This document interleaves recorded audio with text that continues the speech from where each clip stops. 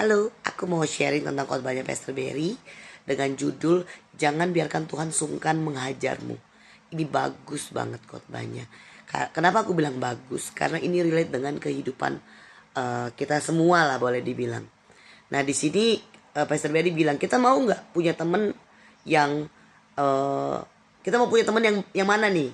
Misalkan satu temen yang kalau misalnya kita penampilannya kucel atau apa, terus misalnya kita tanya, gimana penampilan gue hari ini gitu, kata Pastor Berry. Eh, terus kamu memilih teman yang akan bereaksi seperti apa? Misalkan satu, it's okay, you're fine, you're good gitu. Atau yang, ih kucel lu hari ini, ganti baju sono. Bau lu hari ini gitu misalkan.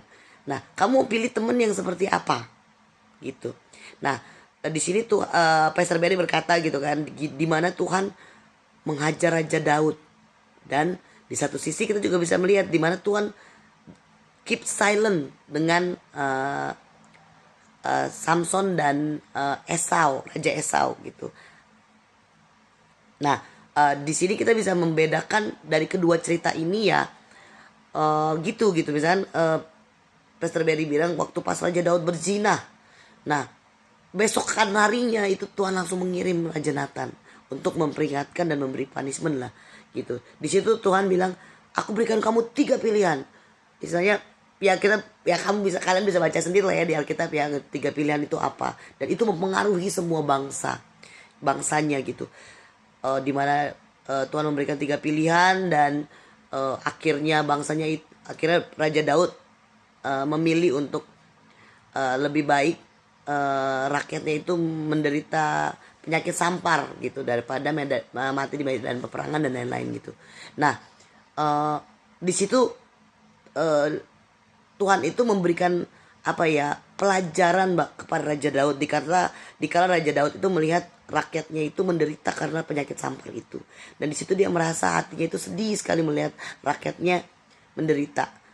Nah, dari rasa sedih itu, rasa bersalah itu, kita jadi tahu gitu loh, kalau apa yang kita lakukan itu salah, dan setiap kita melakukan kesalahan itu ada konsekuensinya.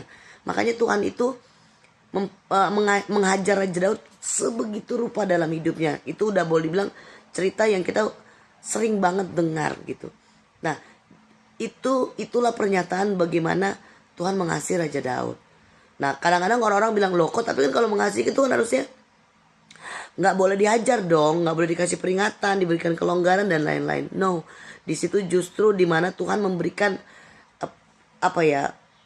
punishment, tapi juga mengajarkan Daud gitu agar dia tidak melakukan kesalahan lagi gitu.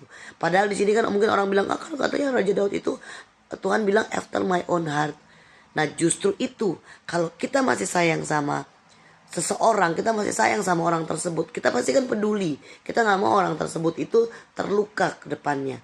Nah, kenapa aku suka cerita khotbah Pastor Berry ini, karena itu relate dengan kehidupanku juga, dimana aku mempunyai 2 anak, dan ya nggak ada anak-anak yang lurus-lurus aja ya, pasti kan ada aja bandelnya, ada aja kelakuannya gitu. Nah, aku bilang sama anak-anakku, dimana kalau mama masih ngomel-ngomel, mama masih marah, itu berarti mama masih sayang, mama peduli sama kalian, mama nggak mau kalian itu terjerumus ke mungkin pergaulan-pergaulan yang enggak, atau mungkin konsekuensi yang akan kalian terima ke depannya kalau mama nggak ngomel sama kalian. Nah, itu yang sebenarnya mungkin kita sebagai anak mungkin berpikir, orang tua kita jahat ya, marahin kita melulu gitu kan, negor kita melulu, hukum kita melulu. Nah, kita justru perlu aware kalau orang tua kita melakukan kesalahan, orang tua kita cuma diem aja, bodo amat lah gitu kan, ntar kamu juga yang dapat konsekuensinya ntar juga kamu gitu. Nah, justru itu kita mesti mesti aware kalau berarti orang tua gue nggak sayang nih sama gue itu. Nah, Tuhan itu berkata mengajarkan aku bagaimana cara mendidik seorang anak tuh dari situ juga gitu. Dimana kalau kita sayang berarti kita tegur, kalau kita masih peduli berarti kita masih tegur gitu. Jadi kalau mungkin sekarang teman-teman lagi sedang bergumul, ada masalah dan lain-lain, mungkin ada teguran-teguran keras dari orang-orang sekitar kita, itu patut kita syukuri. Itu berarti we are on the right track, we are on the right komunitas lah, community gitu. Kalau orang-orang di sekitar kita itu mau menegur kita karena kesalahan yang kita buat, mungkin secara nggak sadar mungkin kita pikir kita nggak salah, tapi ada yang menegur kita, itu kita perlu bersyukur. Itu tandanya mereka masih peduli gitu.